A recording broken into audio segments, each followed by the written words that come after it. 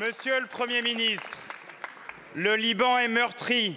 Trop de voix d'innocents se sont définitivement tues sous les bombes et les pleurs d'un peuple ami nous parviennent jusque dans cet hémicycle. La France avait demandé que le feu cessât. La France n'a pas été respectée. Plus de 1000 victimes, en grande partie civiles, depuis une semaine. 1 million de Libanais jetés sur les routes.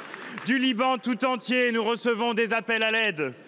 Il ne s'agit pas d'une guerre au Hezbollah, il s'agit d'une guerre à la nation libanaise dans toutes ses composantes. L'escalade prévisible avec l'Iran menace d'une guerre généralisée. La France ne doit y participer en aucune façon.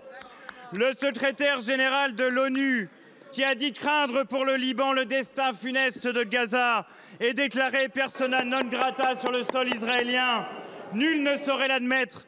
Le droit international doit s'imposer et compter sur la voix de la France.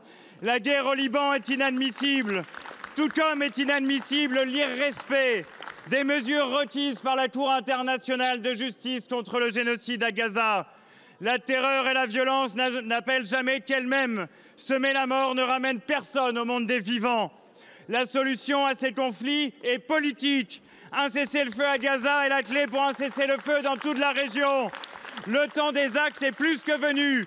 Quand comptez-vous mettre en œuvre une politique de paix alors que la France est impliquée au Liban par la présence de 700 soldats casques bleus?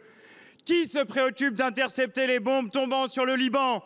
Qu'avez-vous prévu pour la protection et l'évacuation de nos ressortissants? Quels appuis concrets, plus tangibles qu'une conférence de soutien, entendez-vous apporter au Liban? Quand allez-vous arrêter les livraisons de munitions à Israël? Quand allez-vous suspendre l'accord d'association? Quand allez-vous enfin reconnaître l'État de Palestine? Je vous remercie.